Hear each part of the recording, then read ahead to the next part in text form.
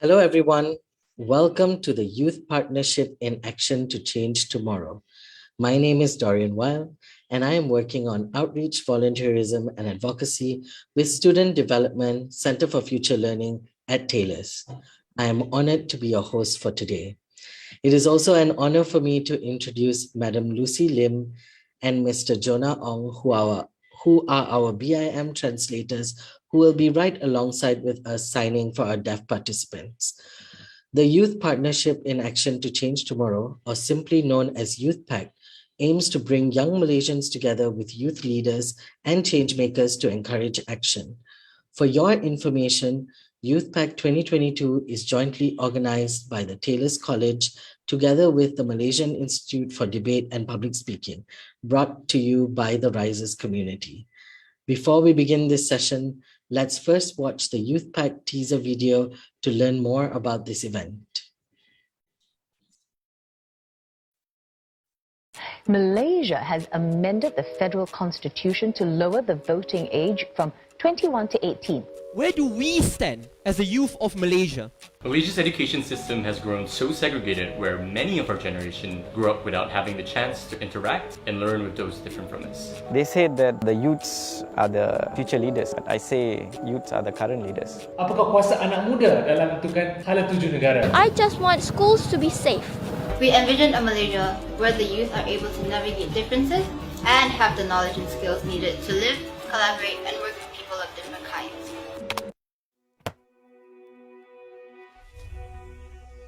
Who are we? We make up 28% of Malaysia's population. We care about what's happening around us. I hope you realize that in each of, and that itself is the greatest thing that you can do for the world, is to realize your own potential. And we want change.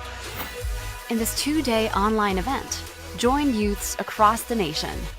Participate in impactful conversations. Let your voice be heard. So it's a small things. I think when we talk about wanting to create change, it is important to break down what change means. Be part of the future. The future is bright for one reason only, because you will grow up and you will be our future. Join the Youth PACT now.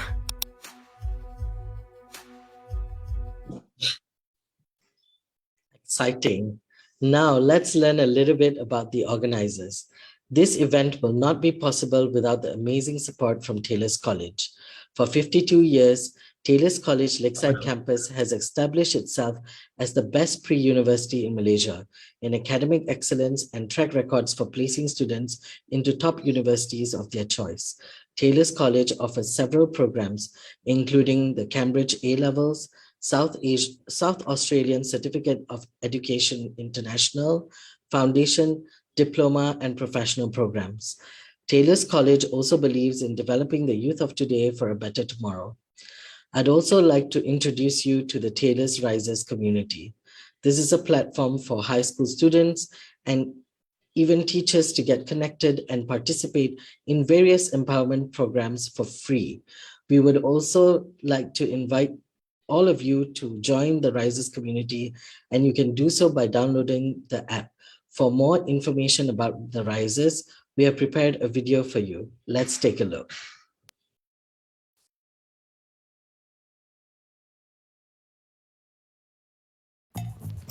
Hey Jed, what have you posted recently on the Risers app? I posted this awesome socializing tips books to help people remember names better. Wow, that's a great insight for the student. I know. Yeah. I know. Hey guys, I have something I want to show you. What's it about? It's, I don't know, maybe a video about us. No really. What's it about? I've already said, no, it's a video about us. I know that video. Hey. Hey guys, what are you doing? Can we join? Yes. Come on. Come on, grab a seat. Alright, let me log in. Wait. I took a really long time to make this, right? So I hope it's good. Okay. Alright. You guys ready? Yes. In 3, 2, 1. It can be stressful being in school and planning your future career. All of this can be overwhelming. We know, and you're not alone. This is why we've established the Risers community to help secondary school students like you navigate through their many unanswered questions, providing support and help to prepare them for their college experience and beyond. From hosting more than 700 secondary school students at our Taylor's Future movement to offering a total of 22 exciting and engaging workshops, we want to help equip and empower you to have the best college experience. To keep in touch and up to date with the latest from the Rises community, we launched the Rises app with an amazing live show. Plus, winners walked away with food vouchers, Rises t-shirts, and a Nintendo Switch Lite. Get connected, get updated on exciting events, learn about interesting topics, and stand a chance to win exciting prizes and merchandise just by interacting on the app.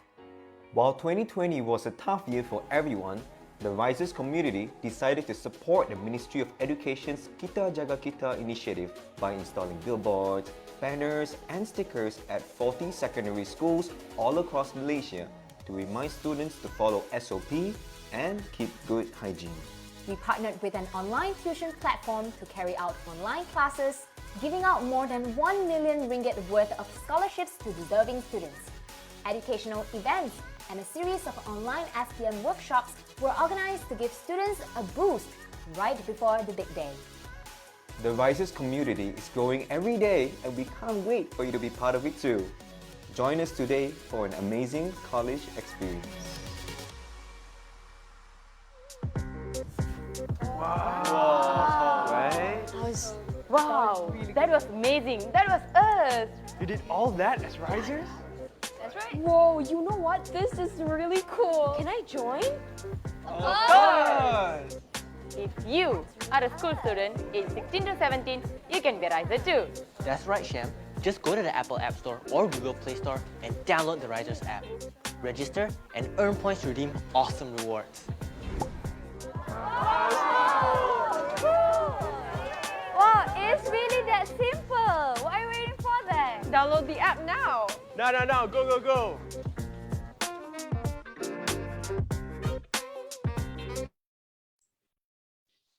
Up next, MIDP is Malaysia's leading soft skills education institution. Founded in 2010, they are motivated by the passion to improve soft skills literacy and accessibility in Malaysia through debating, public speaking, storytelling, poetry, drama, Model United Nations, and others. To date, MIDP has empowered more than 12,000 students and 1,200 education institutions across Malaysia. But instead of listening to me go on and on about this, we would like you to hear from their youngest and brightest about MIDP, why they joined, and the amazing work that they do. Please enjoy.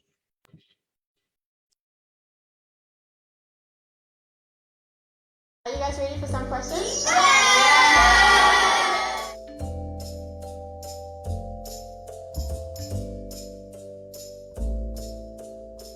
Why is eye contact very important? Yes. Eye contact is very important because, you know why? I give you an example. When you are talking to somebody, you look at the wall, it means that you are talking to the wall. Why are hand gestures important? To interact with the audience so it makes them feel like they're connected with you. Why is it important for people to feel connected? Okay. It's important to feel connected with people because like if you're not feeling connected to the person will be like, I don't get what you're saying. Alright, but why do you think emotions are important? Emotions are very important because, so for example, if you are saying a story and you say it's supposed to be a sad story, but then you say like this. Once upon a time, there was a car accident, a 3-man died, one because he got killed by the wolf. People also like, why what's the speaker because they don't feel what you are talking about. Actually, speaking of competitions, all of you are actually national champions or amazing finalists, but were you always this articulate and confident with yourself? Well, I was not that brave at first, but but my mind kept on saying, just chill, and speak. So I did it with a positive mindset and I did my story perfectly. I was never this brave and I'm still a little bit shy.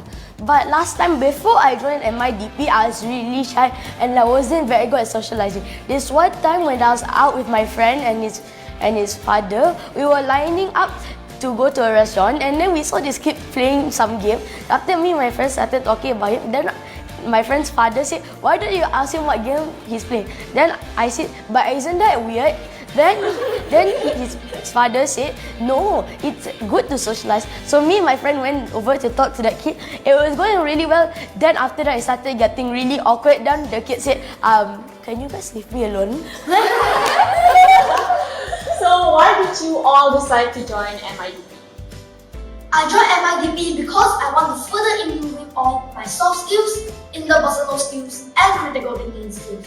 I know MIDP is the perfect place for me to unleash my talents, a place where I can learn and get better every day. I joined MIDP because actually I wasn't interested in public speaking or anything like that. But then my parents said I talk a lot, so they asked me to join public speaking. But when I joined public speaking, it was actually really fun and not at all how I expected it. And then after a while, I actually started enjoying MIDP and started wanting to go there every day. Oh, that's good. I joined MIDP because I want to enhance my soft skills. I enjoy socializing with people, so MIDP is definitely the best place for me to express my feelings, my thoughts, and share my ideas with like-minded friends.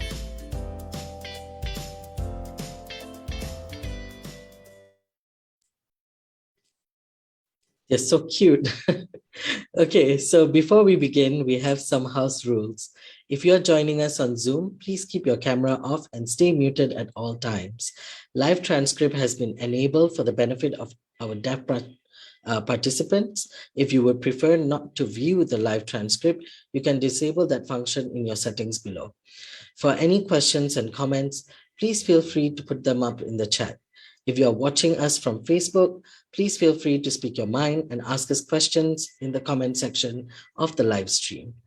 Without further ado, please use the reaction button on Zoom and Facebook to help me welcome our amazing moderator of the Youth Forum, the CEO of MIDP, Emellia Shariff. Hi, Emellia.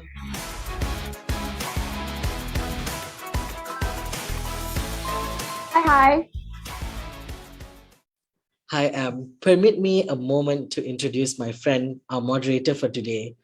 Emellia was a lawyer by profession, then a compliance officer for a multinational GLC in Malaysia, and now a soft skills educator by passion. In 2019, she left her corporate job to serve as the CEO of the Malaysian Institute for Debate and Public Speaking, MIDP. Under her leadership, MIDP cemented its role as a leading institution on soft skills education, addressing education inequity, and improving soft skills literacy and accessibility in Malaysia. I shall now leave you in the very capable hands of our moderator, Emellia, for the rest of the session. Em, you have the floor. Thank you so much, Dorian, for that wonderful introduction. I want to begin the forum by saying that, let's be honest, to say that we have had a rough 2 years would be an understatement. I've said this morning, but I think I should repeat this again. We have had to face a massive health and economic crisis arising from the COVID-19 pandemic in the past 2 years.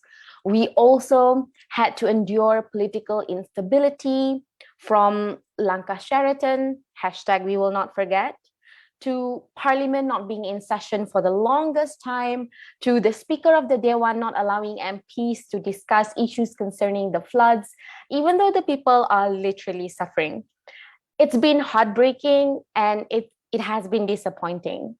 Talking about the floods, I would like to ask that we take a moment to remember those who have lost their homes, those who are still in evacuation centers, and also the life lost.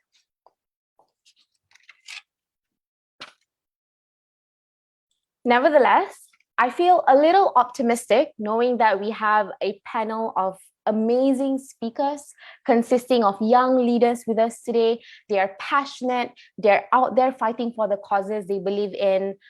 After all, like what has been said before, the youth are not our future leaders, but they are our current leaders. And it is time we meaningfully include them in nation building, in policy making, and give them leadership roles at the highest level. So talking about leadership roles at the highest level, it doesn't get higher than being the Prime Minister, of the country. In the past years, I've heard young politicians being interviewed on the radio, on TV, and they're asked this question, so you want to be the Prime Minister? As if it was such a bad thing. I've seen the way it was asked, and as if it's such a perverse idea, as if it was wrong for young politicians to say, yeah, maybe I want to be the Prime Minister. I think I can do a better job. So I hope that in our conversation today, maybe we can break the taboo and really celebrate and embrace the fact that our young leaders who will be joining us today, they are capable, they're great, they've been doing a lot of great work, and it's time that we really truly celebrate them and allow them access to even be our leaders at the very highest level. With that said, I am very excited to welcome all of our speakers today. So allow me to introduce them one by one. First, I would like to introduce YB Syed Saddiq to join us on the virtual stage. Thank you very much, Em.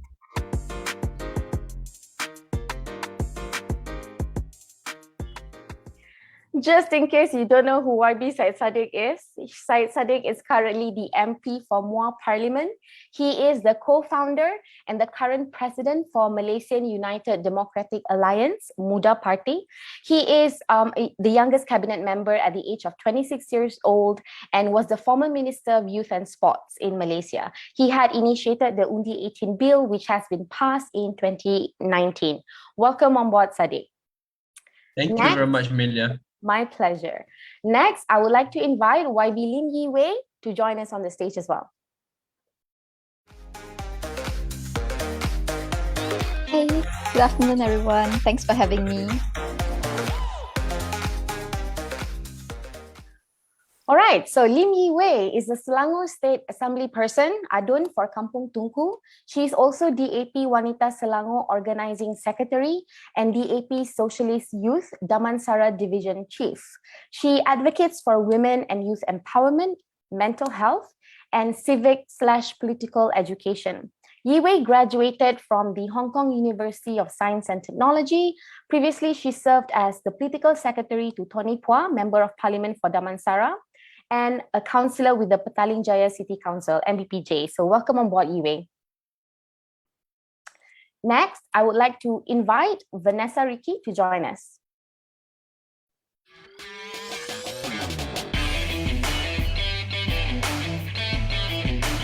Hey everyone, good to be here. Hi Vanessa, a little introduction. Vanessa is a Sarawakian native born and raised in Kuching, Sarawak. She is the former secretary and head of branch for both Srikandi Keadilan Sarawak and Wanita Muda Negara Sarawak from 2016 to 2020. Since 2021, she moves as an independent advocate, pursuing her passion to empower the community through education. As an independent advocate, she collaborates with various organizations as a supporting partner and organizer for different programs such as virtual conferences on leadership, employability, future-proof skills, and fund collection for school essentials. She believes that everyone is naturally great with different strengths, ability, and talents, but not everyone has the opportunity to grow. Hence, it is her dream and mission to pave the way for others to bring out the best of themselves. That is so warm. Thank you so much, Vanessa, for joining us today. Up next, I want to invite to join us on the virtual floor YBP Prabakaran.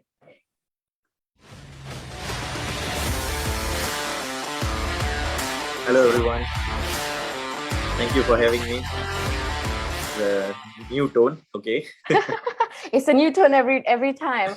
So let me introduce you to YB Prabha. Prabakaran is a Keadilan Youth Chief for Federal Territories. He is a law graduate from Brickfields Asia College, KL. Well known to be the youngest member of parliament in Malaysia, he is a vibrant youth to change the perception of the youth in the country. And YB Prabha is also the MP for Batu. We actually have another speaker who's supposed to be joining us, and that is Shahril Hamdan. He is the Chief of Information and Deputy Youth Chief for UMNO. Unfortunately, he might be joining us a bit late because duty calls. In that regard, I will start the conversation first, and whenever Shahril is able to join us, we'll just include him in the conversation, okay? So let's begin this conversation. I don't know about all the speakers, but I'm nervous. These are big names with me here. But I want to start with a cliche question. It's the start of the new year, and everyone always has some kind of resolution or something that they want to achieve.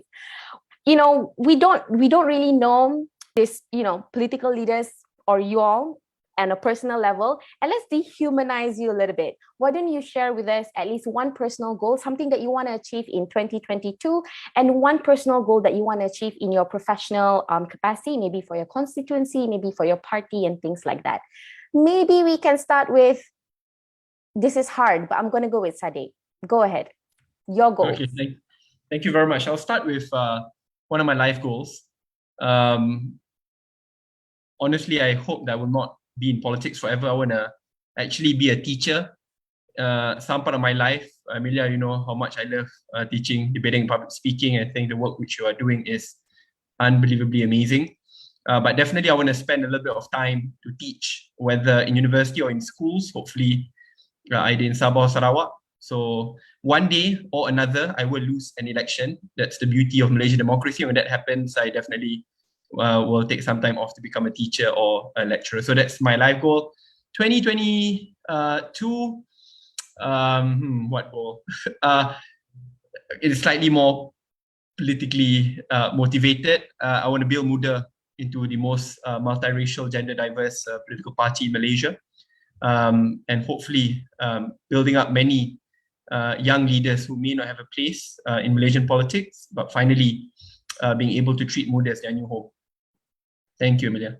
That's great to hear. I bet so many of you didn't know that Saddiq wants to be a teacher, but now maybe you can be a teacher too.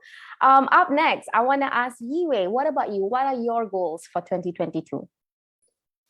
Well, I would say like a personal goal is to read more this year.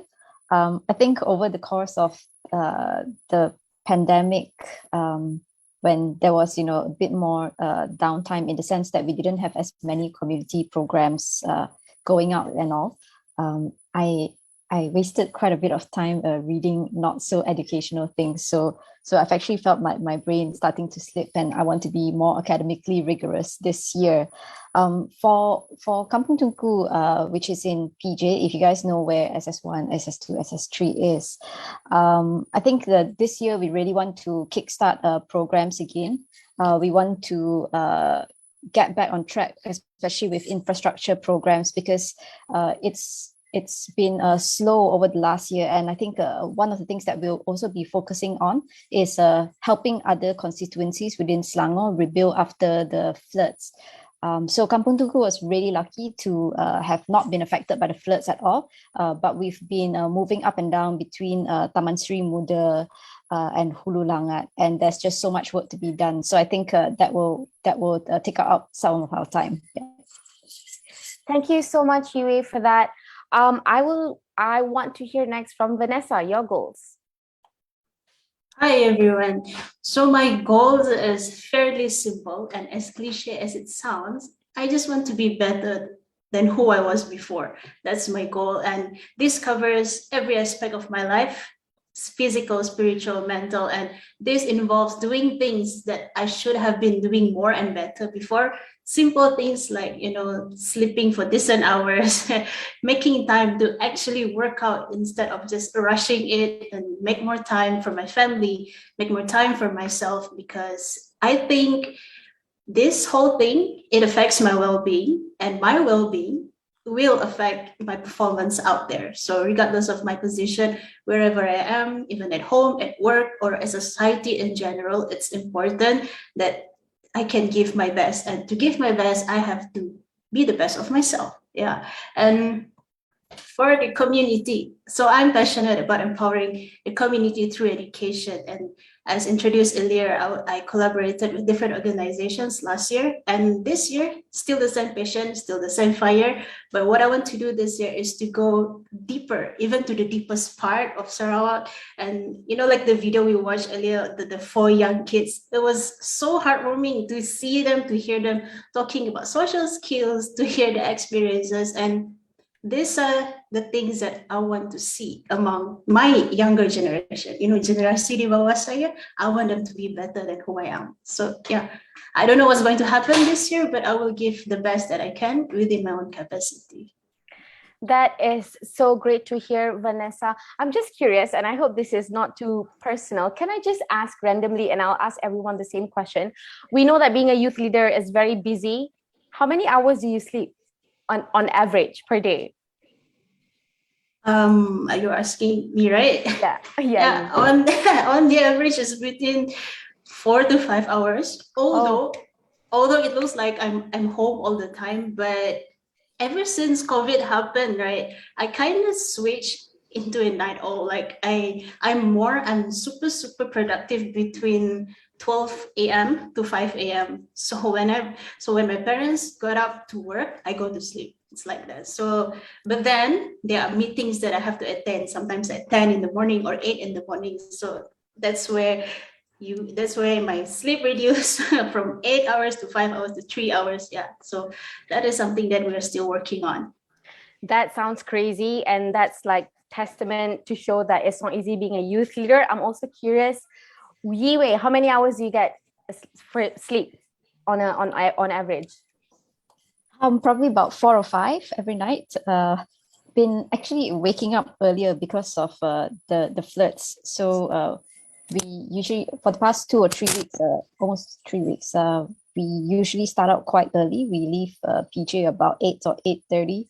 So I've been sleeping about maybe 1 a.m. and waking about 5 or 6. Yeah.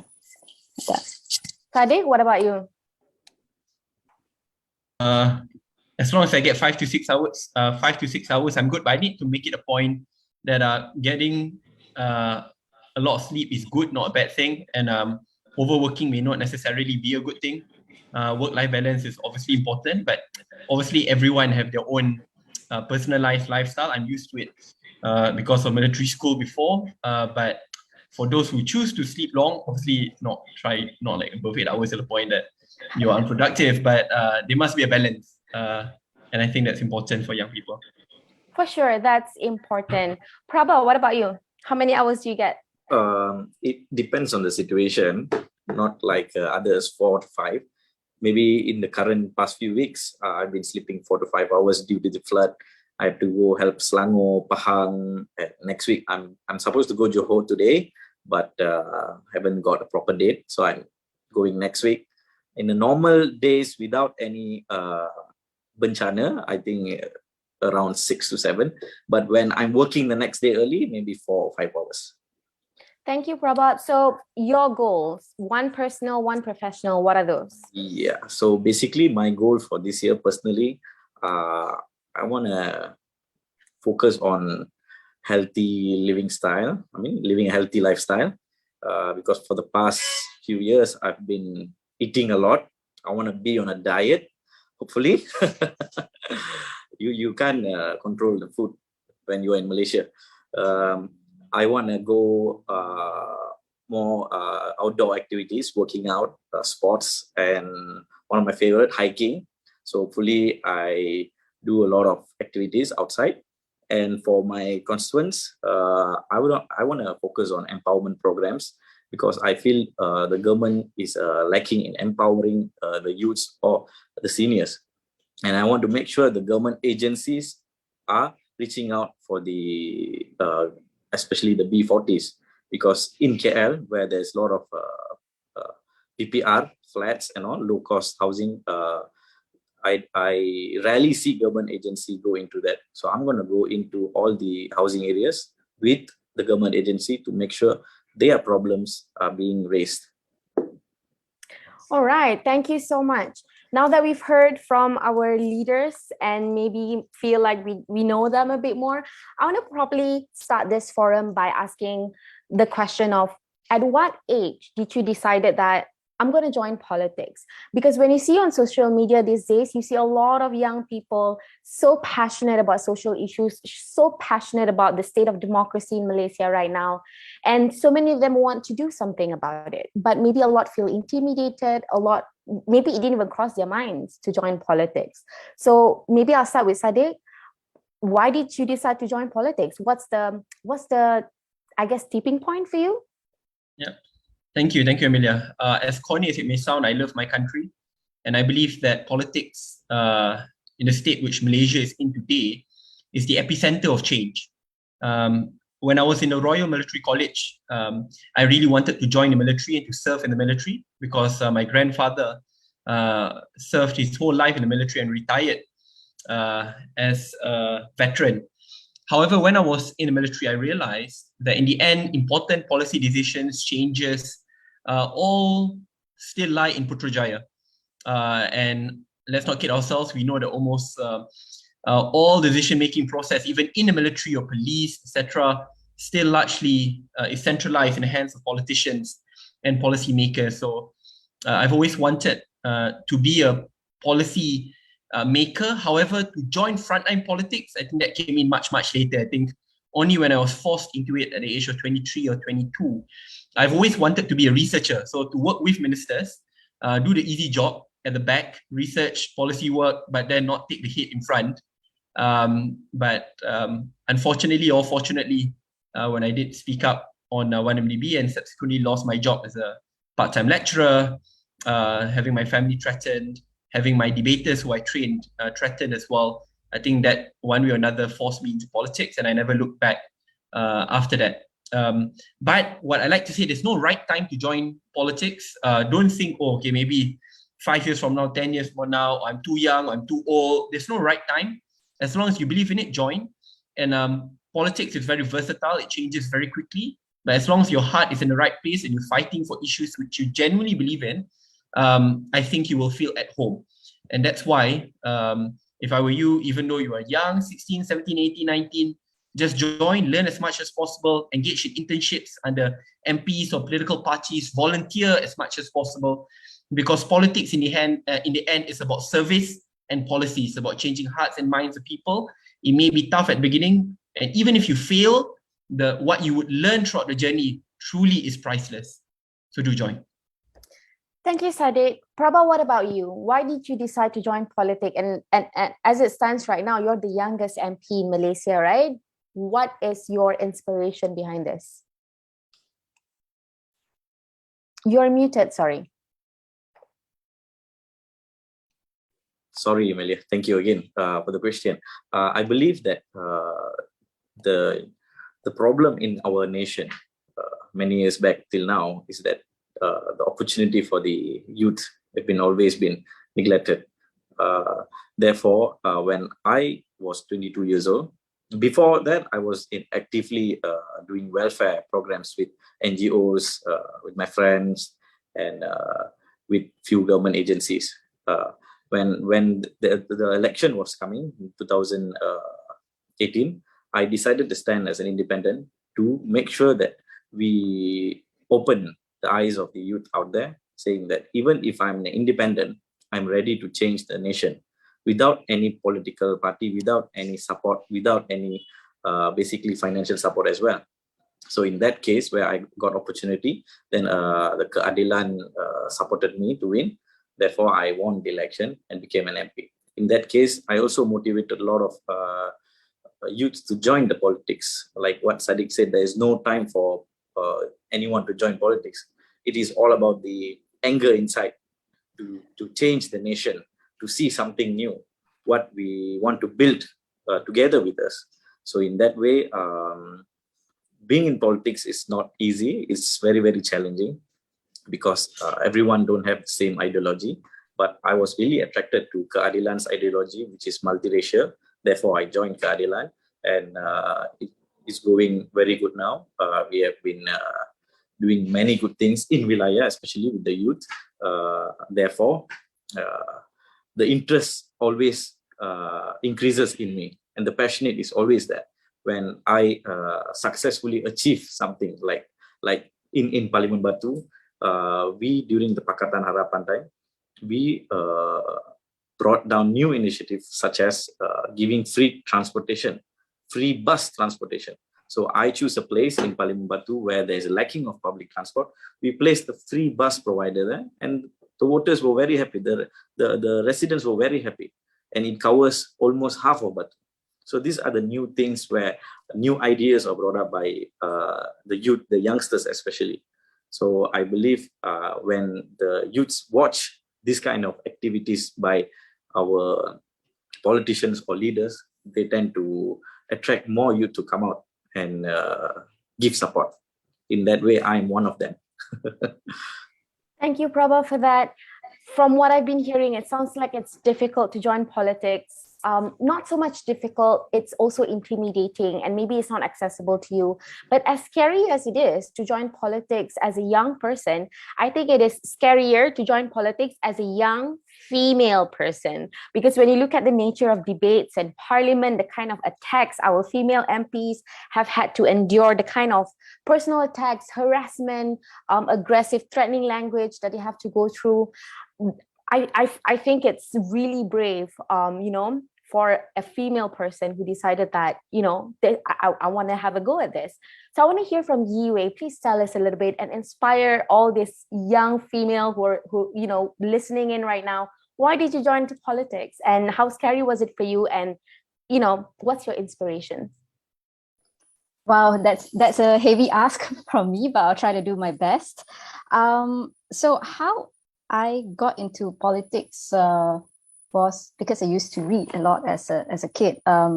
My parents were teachers in government schools, so the idea of joining politics was really far off for me for a while. It was something that I was really interested in because I read a lot about it, but I kind of put it in the back of my head because of my parents' work in the civil service. So after STPM, I did my studies in Hong Kong, and when I started working in 2014, late 2014 was when the umbrella movement started, the Yellow Umbrella movement, which was essentially a civil society movement demanding for more autonomy for Hong Kong and Hong Kongers. And one of the things that really struck me at that time was actually the youth of the leaders. So one of the main proponents of the Yellow Umbrella movement was Joshua Wong, who was just barely 18 at that time. And it struck, lots of questions in me because I was very near towards the period of eligibility for being able to apply for PR in Hong Kong. So I started asking myself all these questions like, where am I going? Do I want to continue in Hong Kong? Is this job sustainable for me? And I was also really unhappy with how the election results turned out in 2013. So that was the 13th general election where our coalition that time, Pakatan Rakyat, almost made it but didn't. It was really heartbreaking. So I think a lot of factors came together, and I just said to myself, look, I'm young, I have time to pivot. I do not have that many commitments on my plate right now, other than trying to, secure my family's financial future. So why don't I do this, And I felt that also Malaysia had reached this stage where change could only come through political means. So we know that a lot of individuals and NGOs such as Bersih and all have been trying really hard. But I felt that at a certain point, it boils down to the people, the 222 MPs in the parliament, or the Wakil Rakyat in the respective state assemblies. And I wanted to see if I could contribute to that. So when I entered or entertain the idea of joining politics, I was also quite pragmatic about it. My mindset was, I've read things about politics, but I have no family connection in politics, and I might not know anything about how things work on the ground. So I'm going to come in and learn as much as possible. And where I can contribute, I will contribute. And in considering parties and all, the DAP was definitely my party of choice immediately. It was just no question about it, because we have a multiracial approach also, like Keadilan. And the DAP gives space to young leaders. And this is not a new thing. It's not a trend within the DAP. In fact, our leader, YB Lim Kit Siang, has actually advocated for Undi 18, lowering the voting age to 18, since 1971 in Parliament, which is 40 years ago. DAP was definitely my party of choice. And then my next train of thought was, okay, if you want to join politics, then, or any other field, whether you join corporate, it's important to have a good mentor. So I looked around at some of the DAP leaders that I really looked up to. And I decided to join YB Tony Pua's office. And I want to encourage you all to not think of, taking that first step as something that's very insurmountable, like something that's very impossible. Because I literally emailed YB Tony, I got his email off the internet, and I emailed him and asked, hi YB, I'm interested in politics, ... Can I intern with you? And we had the interview, and he said, you've been working for 2 years, so you might be a little bit overqualified to be an intern, but I do need a political secretary at the moment. So jump on board. And actually that was that. So I would really encourage any of you who are interested, or, thinking you might be interested, to even just reach out to your local ADUN or MP and just ask to intern. Even in my office, I have 2 interns right now. One is 19 and one is 22. So it's really encouraging. That's great. That's great to hear, Yue. That's a huge change, I noticed, from, considering whether to get PR in Hong Kong to, deciding to come back and join politics. And what's heartwarming for me to hear so far is sort of like everyone has like a personal motivation behind it, and they joined the party, or in Saddiq's case, created a party that, that resonates most to your values and what you think is right. I want to move on to the next question, and I want to ask Vanessa this. But before that, a quick reminder for those of you who are watching on Zoom and on Facebook, if you have questions, please feel free to put them in the chat function. I believe Albert or Povin will be compiling the questions and send them to me, and I will ask your questions to the speakers later on. But the question I want to ask Vanessa for now is this. In a research done in July 2021, it was found that millennials and Gen Z are most passionate about social issues, not just in Malaysia, but almost anywhere in the world. It was reported that they believe that the world has reached a tipping point on issues like racial discrimination, climate justice, and gender equality. My question to you, Vanessa, is this. What are your thoughts about the increasing involvement of young people in discussions on social justice? They're mostly happening on social media right now. For example, demanding for a better Malaysia, trying to hold our politicians accountable over Twitter, and all of these things. Do you think, in your opinion, do you think that all of this noise on social media, rightfully demanding for accountability, etc., do you think it made a difference sufficient to change the country, or at least sufficient to change the behavior of politicians? Thank you for the question. It's very interesting and very heartwarming, actually. The fact that the young generation, the millennials and Gen Z, we are rising, we are showing more interest and more passion towards social justice issues. And for me, what are my thoughts on this? To me, this is a sign of hope. Why I'm saying this is a sign of hope, because the involvement, the rising of the younger generations, it shows that the young people, we are not only getting more aware of it, but we are courageous and we are brave to actually step up. Okay. Like it or not, the fact is that when you want to speak, this is coming from myself, the fact that if you want to speak, it requires a whole lot of courage and brave, to actually go out there, to actually step up there and share with someone what we have in mind. So this is a sign of hope, because not only we are brave and whatnot, but because the thing is called bahasa Malaysia. But the thing is that Malaysia, all over the place, the time is moving. The older generation is getting older. We are young today. We're not young forever. So when there are people rising up, the younger generation rising up, it is a sign of hope to me, because we know that there will be someone to take over one day. So which is good, and I'm happy to see that, to see my peers, to see the young people. We go together, like we look at one another and say, let's take the baton. This is our time, this is our moment, not to shine or to anything, but to actually step up and take the leadership, because if not us, then who else would?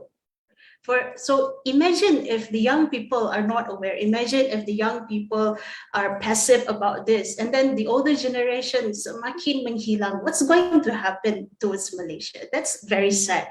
So to see young people, even younger than myself, rising up, it's really a sign of hope. And does it make a difference? I would say, not there yet, but we are quite there. We are almost there. We are seeing more politicians and more policies responding to the voices, and maybe hopefully in years to come we will see more brave people coming up.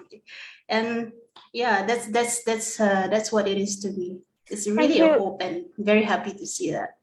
Thank you, Vanessa. I agree. It's definitely hopeful to see all these conversations happening on Twitter. But I'm going to push for this question a bit more, and maybe I'll push this to Saddiq this time around. Do you think all these conversations on Twitter, do you think it's sufficient to create change, or at least change the behavior of politicians? What do you think? 110%. Do not let anyone tell you that your voice is too small, or you're in a minority, or you're not vocal enough. I've witnessed many changes taking place via social media push. You've seen government's attitudes to flood relief and victims changing very quickly after huge social media backlash, which predominantly originated from Twitter first and then to other social media platforms. We've seen the Kita Jaga Kita, which originated from Twitter, then leading to government, agencies, opposition, all coming together to serve the people much, much better and to work even harder. So obviously there will be those who will say that, this is a silo, you're working in very small groups, you don't represent the majority. The beautiful part, the most meaningful changes are the hardest to be pushed, and often you start off in the absolute minority. Maybe only 10 to 20% will believe in that cause, but it's worth it because it's about changing hearts and minds of people. So bare minimum, I think, for those who like to be a change maker but who may not want to take that huge leap into frontline politics, be active in sharing your thoughts, your writing, your short speeches, your videos on social media, because people will need to listen to you and you will have to get your voice heard.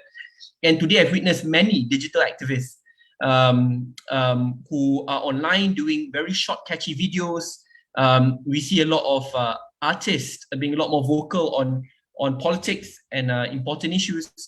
So the point is, we want to ensure that we normalize sharing your views and expressions, because once you do so, then it is almost impossible for anyone to silence you and your community, because you know that you're not alone, because others will start speaking up. When they see that you start speaking up, your family members, your friends, colleagues will start opening up their eyes and will take you, or at least take your views into consideration.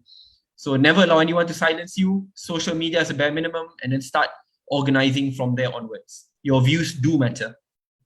I agree with that, because usually when you hear young people making noise on social media, there will be that one boomer person who will say, why are you making so much noise on social media? This is not going anywhere. If you really believe in something, do something about it, right? So always try to play down the power of the voice of the people or young people on social media. If I may just share for another 15-30 seconds. I've heard that many times, but just to show one very simple example how social media could truly disrupt many other conventional avenues of expression. Even before Muda was formally registered, we went to social media to crowdfund for flood relief.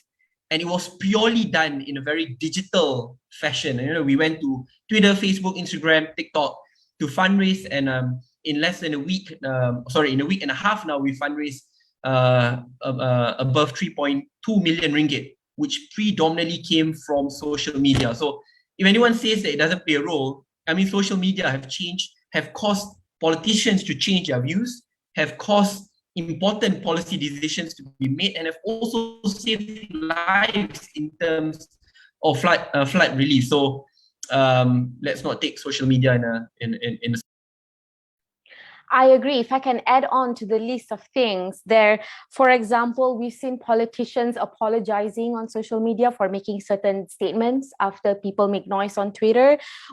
I mean, it goes to show that things said on social media are heard and are important, and they do change and impact the way politicians behave, and maybe hopefully policy, right? That's why we have cyber troopers, pushing for certain things and counter narrative, that's why we have things like people who post things on social media being questioned by the police. That goes to show the power of your voice, even though it's just on social media. So I think let's just take a moment to encourage and take comfort in the fact that even though it's social media, it's important to still be heard and be a part of the conversation. I want to ask this next question. So Saddiq mentioned this slightly just now. Okay, start with social media. That's the bare minimum, he said. And then we go on from there, right? I want to ask YB Prabha this.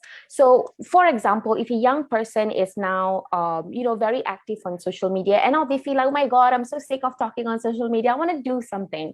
In your opinion, what are the different avenues that they can join, or different avenues that they can do? Do they speak to the local councillor? Like, what else can they do, to sort of like push for action?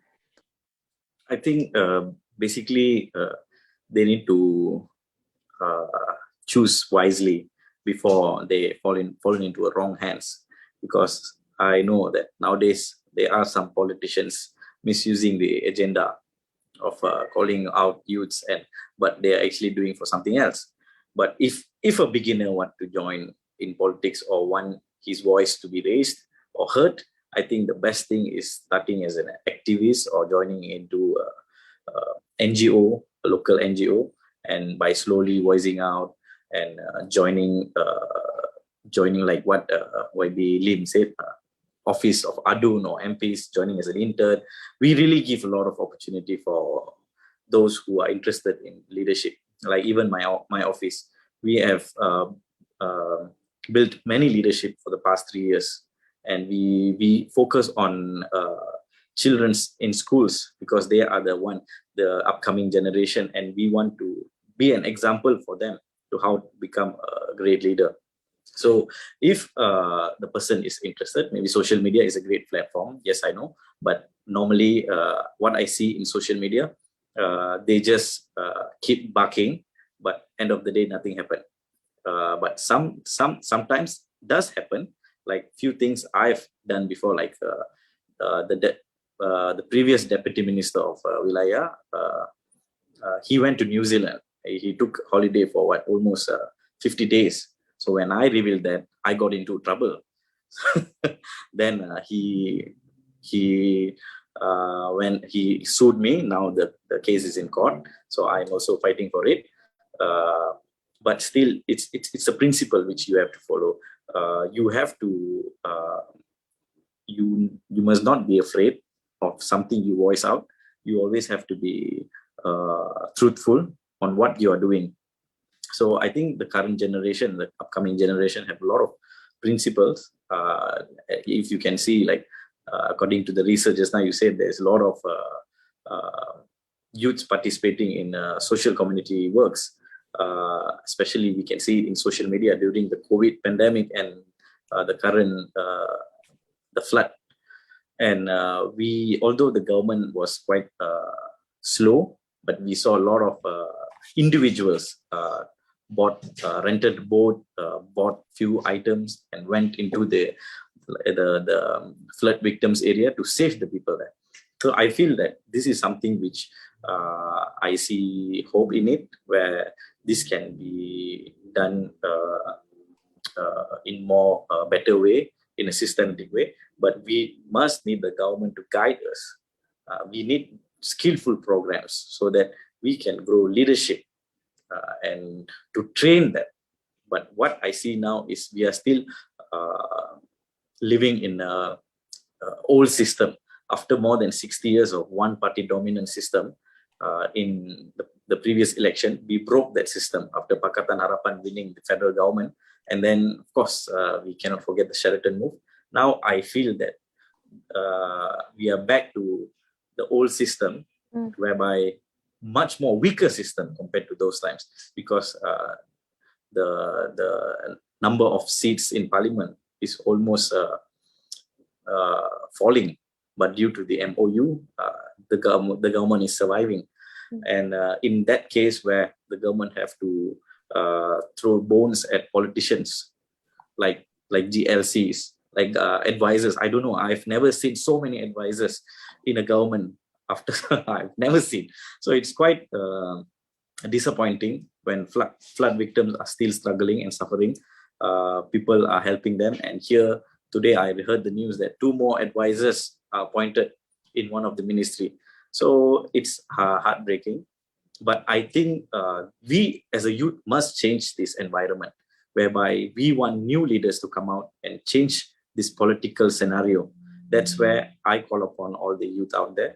Don't just tweet and show your emotion on social media. Like how a person want to learn swimming. You cannot learn to swim without water. Although you have strong muscles, you can really run hundreds of kilometers. But end of the day, if you want to swim, you need to find water. You may drown, but if you think about the risk, how are you going to learn to swim? That way, if you are afraid to join the politics, how are you want to change the nation? Thank you. That's quite scary, especially that bit when you mentioned about drowning. I was like, do I want to join politics then? But I think I want to ask this next question. I mean, I wanted to ask this question to Sharil Hamdan initially, but I've been informed earlier that he might not be able to make it because he's in Sabah, duty calls. But I want to have the discussion anyway about race-based politics. When we look at conversations, again, on social media or even on the ground, there's increasing discussion amongst the youth that sort of talk about the harms of race-based politics and, political parties. I wanted to unpack this issue a little bit, right? So I want to ask maybe Saddiq this question first. Why is race-based political party so harmful? Like, what's bad about it? Yeah, if I may share, I'll share my personal experience on this. In, I think, 2016, we were in discussion to set up a political party which is meant to take the battle in UMNO's heartlands. These are Malay majority seats, and there's a preconception that you need to be a Malay, you must come from a Malay party or from an Islamic party in order for you to win in this rural or suburban seats like Muar, in which the Malay population is above 65%. I remember then being one of the co-founders of Bersatu, my very first political party. I argued for Bersatu to be a multiracial party. And what has been documented in Lim Kit Siang's book, it's written that among the 7 co-founders, I was the only one who fought for Bersatu to be a multiracial party, because I remember there was a meeting with all the opposition leaders, civil society leaders, and weirdly enough, it was the opposition leaders then and also civil society leaders who said, no, Saddiq, you're too idealistic, Malaysia is not ready, and that we need a Malay-based party. If not, you will just be eating into opposition support base, which I disagree then, but the decision was made together collectively. Fast forward, I think, let's say even if Malaysians are not ready, that the vast majority of Malaysians are still race-based and view race as the most important component of their livelihoods. I think that just increases the argument to change hearts and minds of people into making them believe that the Malaysian identity is the most important identity.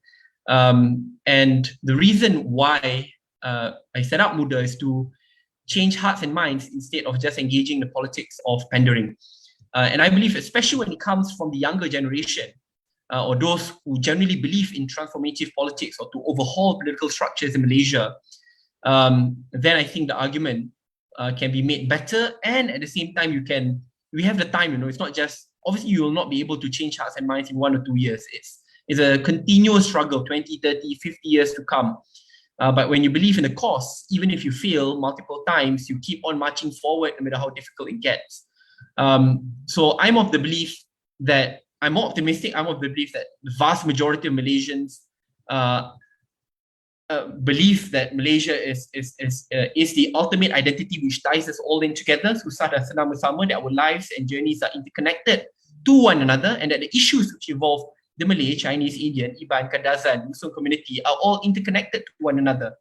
And the main issues are still about jobs. The main issues are still about economic opportunities, about income inequality, about public transportation. It's about climate change. These are all issues which affect all communities, which transcends issues of race and religion. However, when there is no strong leadership and there's a power vacuum or leadership vacuum, that's where it's very convenient for people to fall back on issues of race and religion and slice and dice Malaysians apart on the factor of race and religion. So I think in the end, it's really about making the argument well that this is the best way to move Malaysia forward instead of just falling back on the same politics of pandering.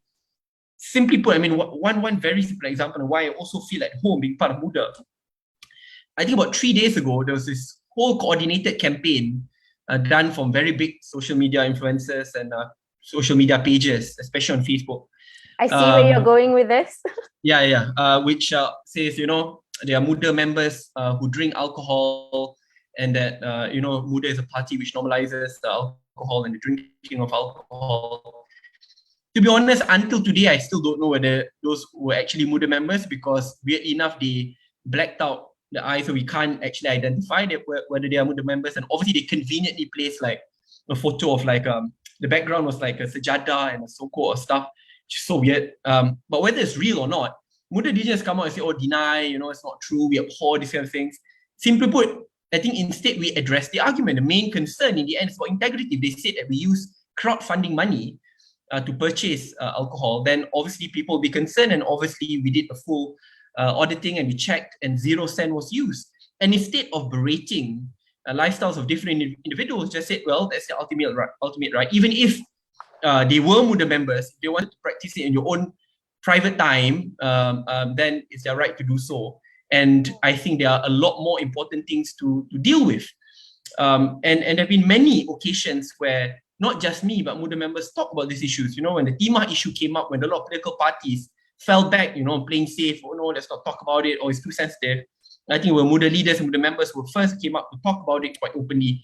And all of us, almost in a unison voice, spoke about it when Kedah state government said, oh, let's ban gambling. Sounds very nice. And I remember almost all parties, including those in opposition in Kedah, then said, stood up, clap hands, without them realizing that banning gambling or legal gambling means that legal gambling thrives, government loses, state or the Kedah state government will be even more reliant on logging, which destroys the environment, deforestation, because they lose legal avenue of taxation.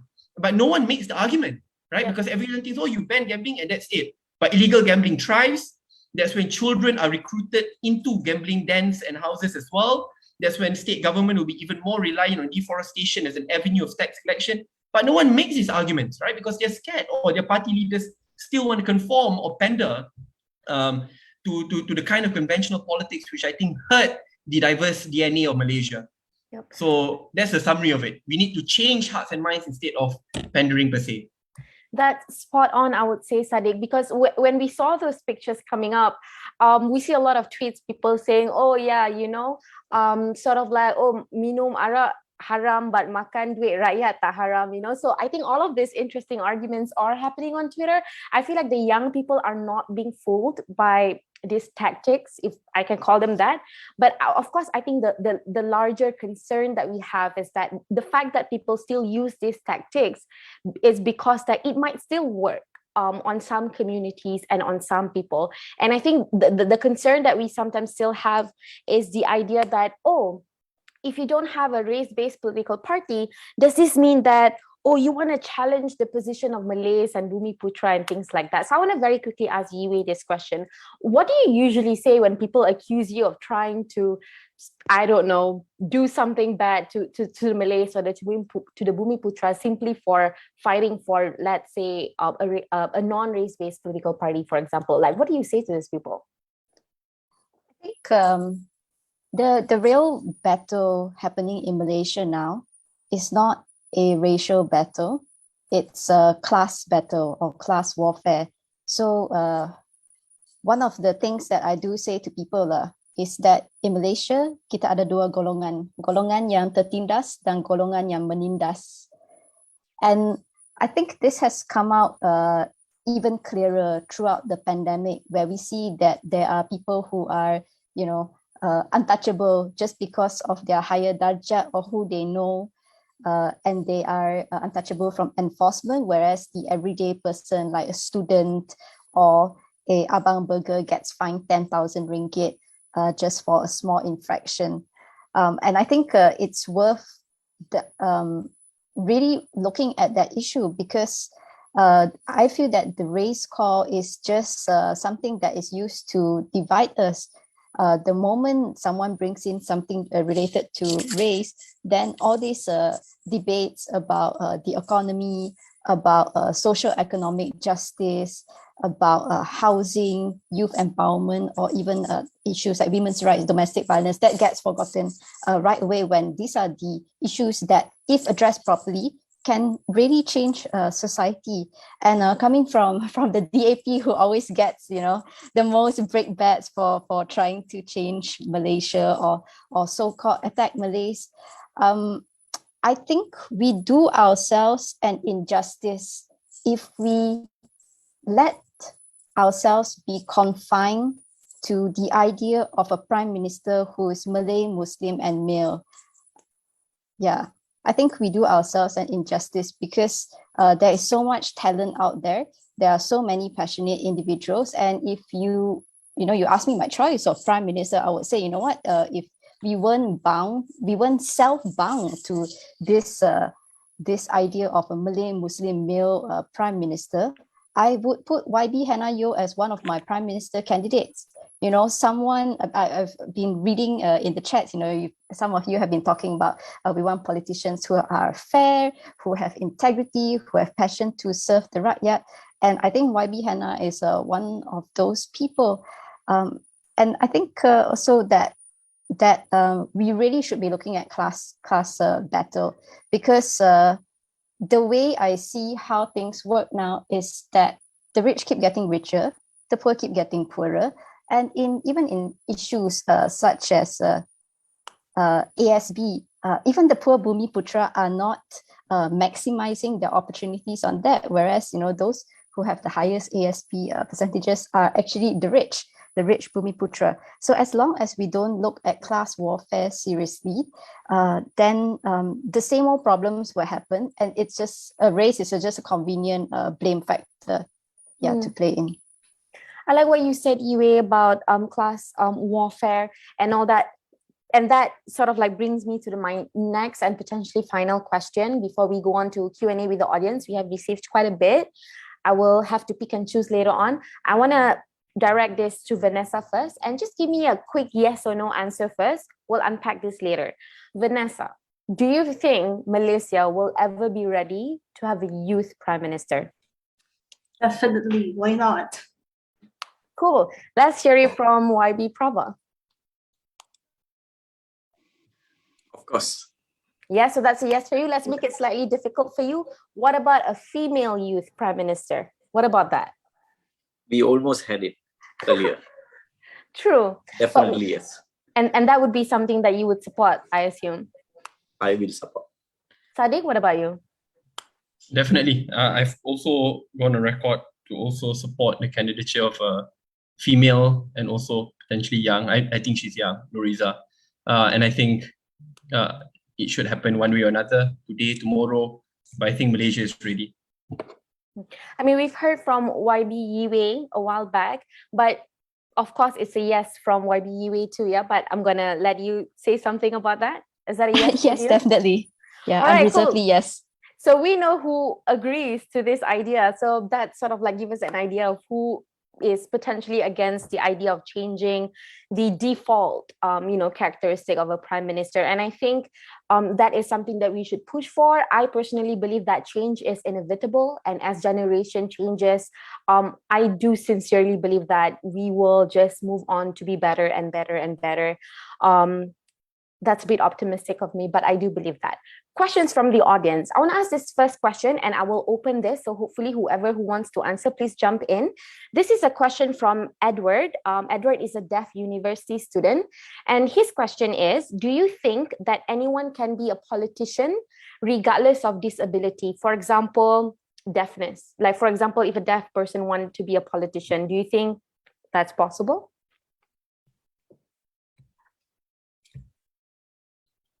I mean, I personally think it's definitely possible. I think technology has made it many ways in which it's allowed for unique ways of interaction, conversations. But most importantly, I think when it comes to politics, the heart must be in the right place. And I think and diversity in politics is not just about issues of race, religion, gender. Involves many different segments of societies being included in the political process of having their views heard and their communities heard as well. So definitely there is a place, and if there is no space or too small of a space, again, that makes even a stronger reason to ensure that you enter and change the landscape. Yeah, so we hear that it's possible. I want to pass this to YB Prabha. Yeah, it's possible, but is it accessible though for them to join politics? What do we have right now in our infrastructure that would allow PWDs to become our politicians? And if we don't have anything, what do you think we can do to change that? I think basically we have all the access, especially social media. Whether they are whatever disabilities, they have access to social media, which have access to everything. And for your information, we People Justice Party, we have launched Biro OKU. We have a new lineup for disabilities, and I am one of the co-founders, which we launched during our annual dinner last year. And every state we have a representative from the disabilities, because we want them to do not feel how to put it, dianaktirikan.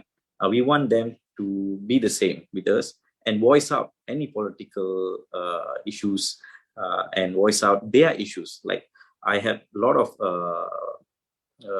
disabilities coming to me, talking to me about issues in brick fields, and they have a lot of plans and ideas. I even brought one to Parliament. And I don't see any challenges on bringing them into politics. It's open, fully open for them. That's good to hear. And I see some conversations in the chat and something we all learned in the session this morning by our PWD activists, and they sort of like explained to us how they prefer the term persons with disability and for us to not use person with different abilities. And I think it's important for us to acknowledge and refer to them with the term that they prefer, right? So that is persons with disabilities. I received a few questions from members of the audience, from ID, from Malaysia, and all of these questions sort of like talked about political literacy.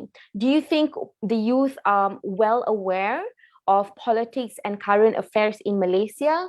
With Undi 18 coming, would it have a deep impact? And then another person asked a similar question. Young people can now vote, but we have insufficient education in schools about the voting sessions, voting processes, and how to go about changing the government. So how can students be aware of it, or how can youth suddenly know about it if we don't sort of like teach it in schools? I know this might be a hot topic for Saddiq, so I'll give him some time to sort of like curate his answer. I'm curious to hear what Vanessa thinks. A lot of people say this: suddenly young people can vote. Do they know what to do? Do they understand politics? What are your thoughts, Vanessa? Thank you. It's a hard question for me as well, but my background in politics is that I actually studied politics in my diploma years. So I studied politics for my diploma, and this study actually, it helped me to see the different world. So when I studied diploma in politics, we learn all this policy, we learn all this policy making, the histories of policies, the success and the failures of the policies. And these are the things that help me to see the world in a different point of view. So it's like taking me to a different dimension. You know, it helped me to understand that there's a bigger world out there. There is more that we not only we should do, but we can do for the community, untuk rakyat semua tu. So coming back to the question, I sadly to me is that I only got the exposure to politics when I studied that. So not only I don't get the exposure in school back then, but if I did not take up that study, I will never know anything about politics, not to that extent, you know. So that is the thing that I think we all have to work on, the country as a whole, the leaders as a whole, is to, because if we want to say that the young people are not, you know, we are not ready for that. But if we are not ready for it, if we don't start now, then when, you know? And the way the young people think these days are very different. You know, I don't have to look far. I just have to look at someone that is just 10 years younger than myself. You know, the way they think is very different. It's quite advanced compared to who I was before. Okay, let's look at remember the video that we watched, the four young kids that were talking about MIDP and things like that. When I was that age, do I even know what is social skills? Do I even know what is soft skills? I absolutely have no idea what are those, you know. So it's very clear and very, it's evident that these days, the younger generation, they have better access to education, they have better access to information out there. So I think we should start incorporating studies on politics, you know, so that to prepare them. Jangan hanya kita tanya, are they ready? Are they ready? Do something to make them ready. It doesn't, we cannot end there. We cannot just ask, undi 18, does it make sense? It doesn't make sense. But make it make sense. You know what I mean?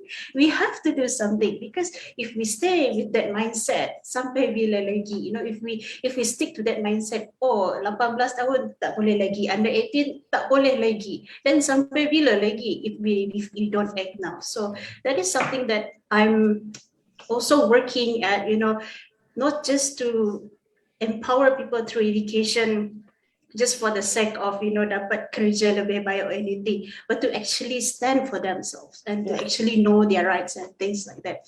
So yeah, that's if I hear you correctly, Vanessa, there's two-pronged answers there. Number one, we should actually look into like political education and political literacy in schools and introducing this a lot earlier.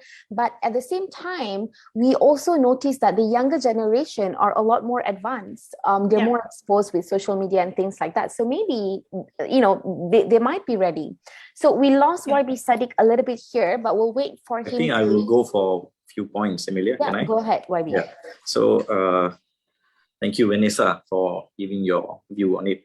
I feel that, like I said earlier, after one party dominant system, more than 60 years, we have finally successfully gazetted Undi 18, where we have given opportunity to the youngsters, the current and the upcoming generation. We are able to let them into the electoral process. But I feel that it is not fair, because there's still some hiccup here and there, whereby the government, especially the cabinet ministers, should come with a solution. Like AUKU, I don't get it. When you are allowed to vote and you are allowed to stand as a calon in the election, but AUKU is still there. Akta AUKU should be abolished, but it doesn't make sense when there is AUKU which don't allow the candidate from universities, but here the government and otherwise allows candidate more than 18 years old. So they should find a solution to make sure all this have been neutralized. Then they should educate the students, especially now. If you're talking about civic knowledge in schools are very poor, if you ask me. I can't even remember what they taught me in civic. So the Ministry of Education should empower civic knowledge to the students so that they have awareness. not only in social media. Normally, how the politicians influence, or how the individual voter get influenced by politicians or politics. Normally, if it's like me or someone else, we see the social media, we see the news, what is happening around, we see the corruption and all of these things. But what about the people who don't have any awareness about this? Maybe from their father, maybe their father is a Barisan Nasional supporter, so the son will adapt to it. So in that case, we need to properly educate the students or the upcoming voters so that they choose the right leadership. And also talking about internet access. We in Klang Valley cities, we have very strong internet access compared to the rural area. Then how the rural area voters gonna know what is happening? The political literacy, I mean, the fundamental for the electoral process. So I feel that the government should focus on improving the internet access in all over Malaysia, so that they have the ability to access and know and be matured in politics, and so that they can choose the right platform and vote. Thank you.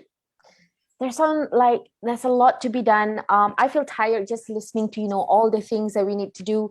But I'm gonna give Saddiq a chance to respond to all this idea about political literacy. They don't know much about politics, whether or not this means that they can be a good voter. What do you think, Saddiq?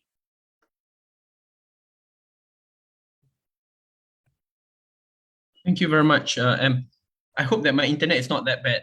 My apologies. Yeah. We can hear you now very well. Yeah. Okay. Because I'm in Segamat right now, and for flood relief. So just to share, I want to start by saying that democracy is meant to be as representative as possible, which means that there is no perfect voter.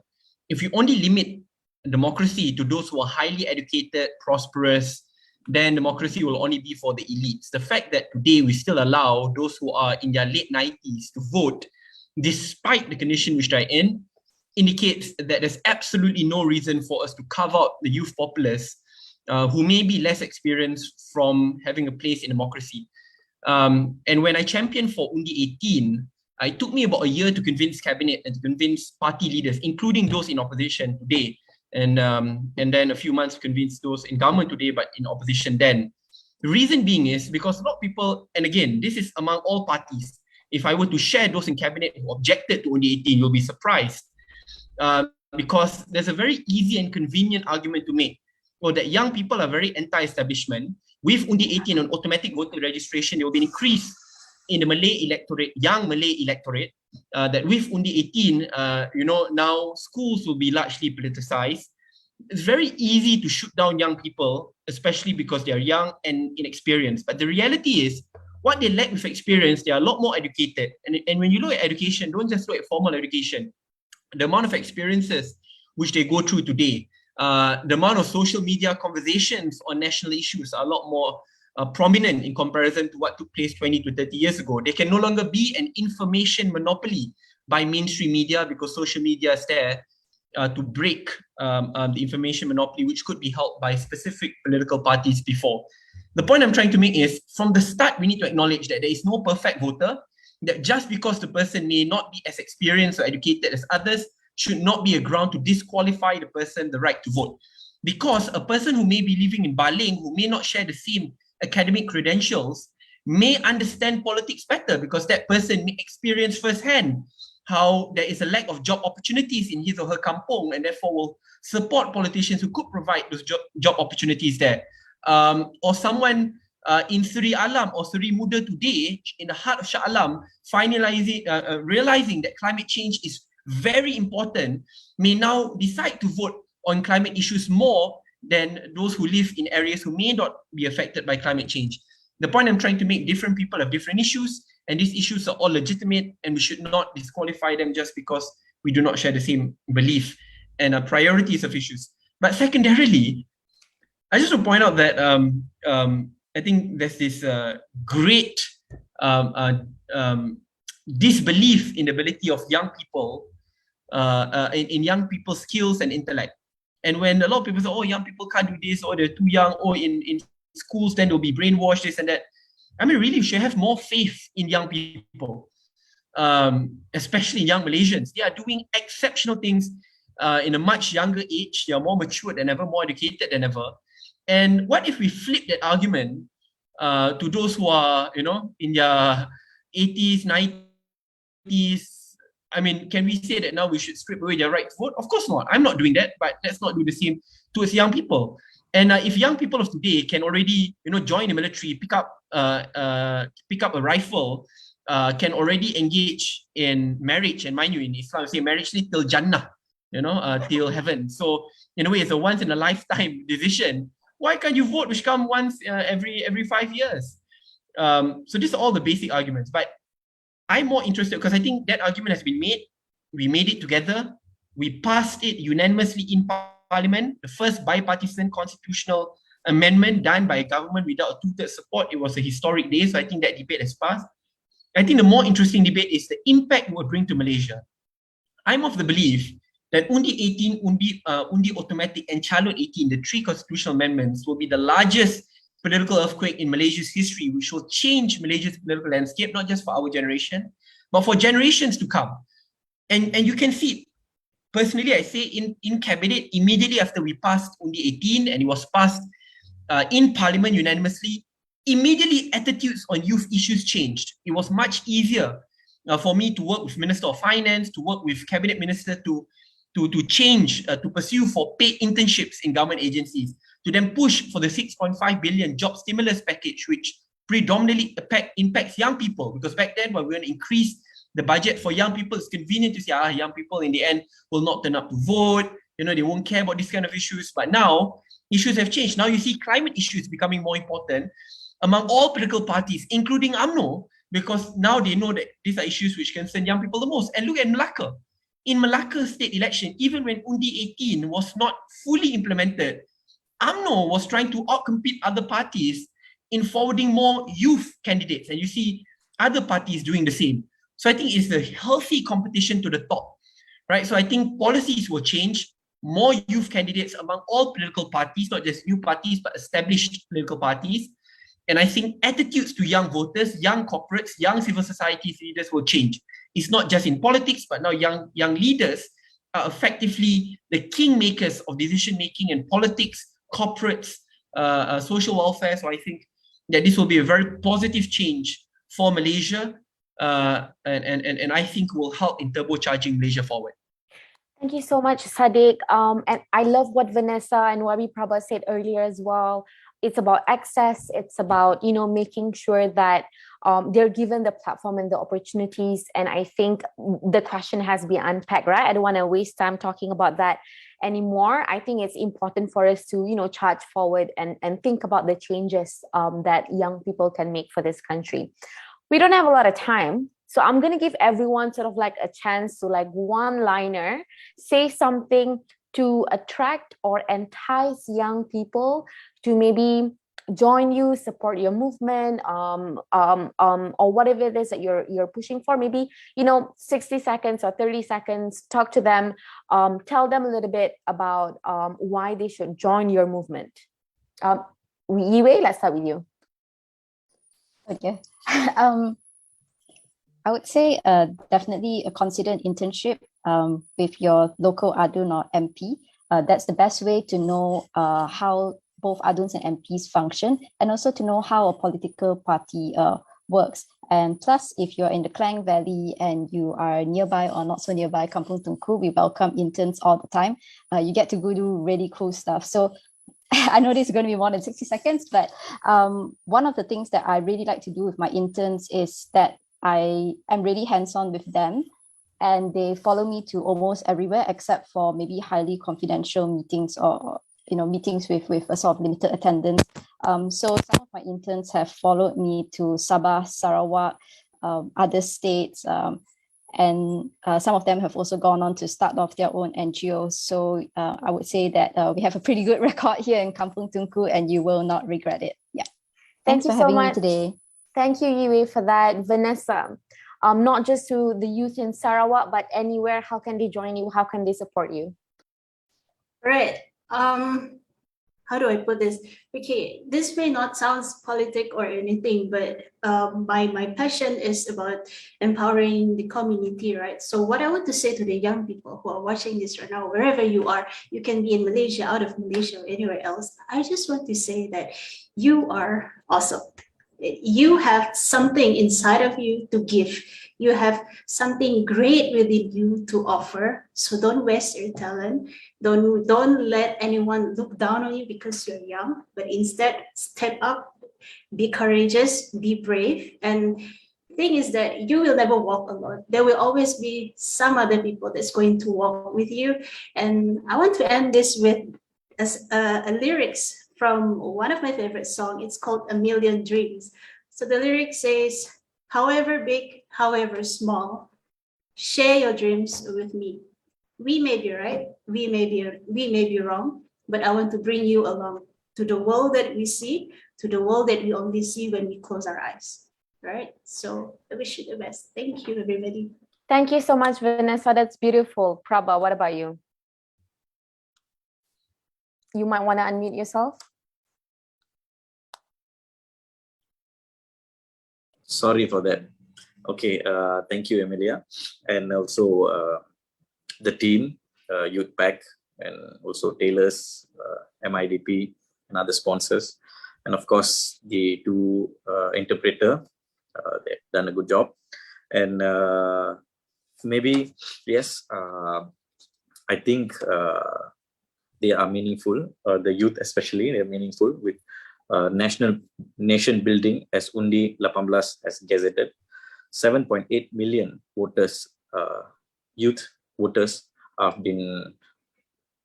must be getting ready for vote the upcoming election. As a chief of Wilayah Persekutuan, I want to see more young people join party and participate in electoral process and national building process. I also planning to conduct Undi 18 workshop in my constituency. Hope anyone watching this can come and join me.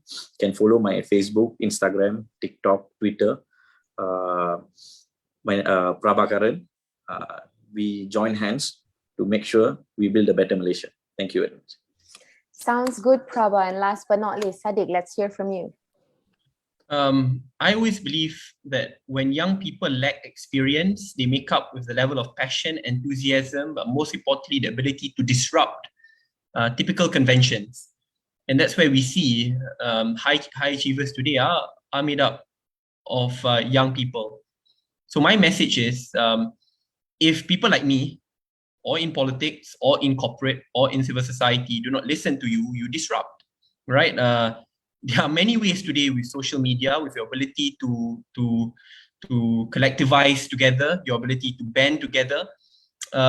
Because in the end, when we are ignored and we are sidelined, we find very unique ways of getting our voices heard.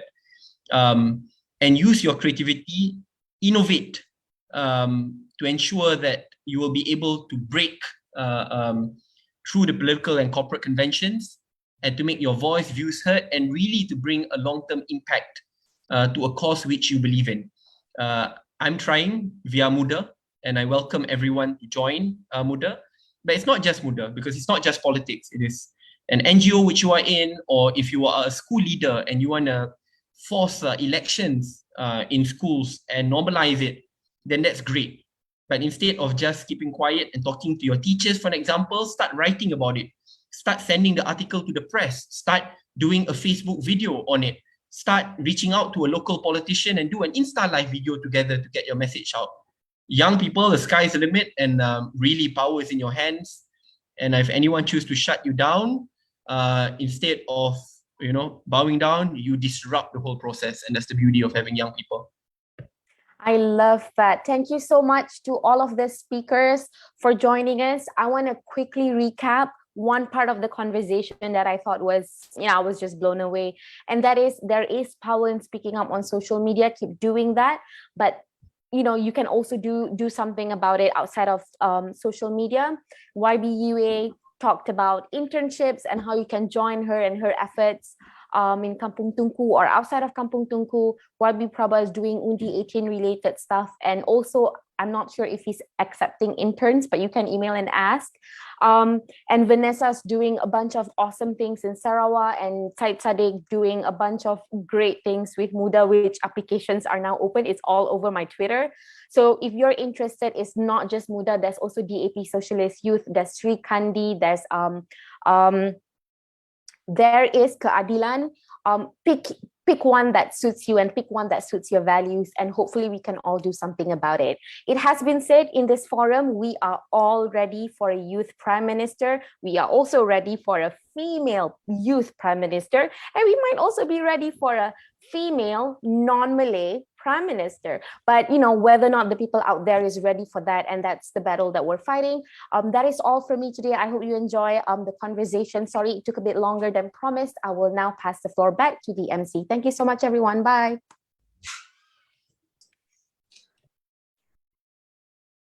Thank you so much, Emellia, for your skillful moderation, and to all our speakers for taking the time off your busy schedules and flood relief efforts to be with us today. I hope that everyone in the audience enjoyed the discussion as much as I did. Thus, this concludes today's session of Youth Pact 2022. Thank you to all our participants for your time and for the timely questions that you have asked our speakers. We have a survey for you to fill up. The link will be shown on your screen in a moment. We dearly hope that you will help us improve our sessions by filling up this survey form. Tell us what you want to hear more of in the future. If you would like to see more of me, I run a brave platform on Tailors that encourages Tailorians and members of the public to express themselves on important issues happening in Malaysia and all over the world. You can follow the platform Tailor Speakers Corner on Instagram at Tailor Speakers Corner to find out more and to check out our latest events. Don't forget to join us for our other sessions as well. Our next session is a youth mentorship session called #BeTheChange, Disrupting Status Quo, with amazing young leaders from business and civil society. There's also a workshop happening tomorrow, so don't miss out. So this session, Be the Change, is happening tomorrow at 10 a.m. See you there.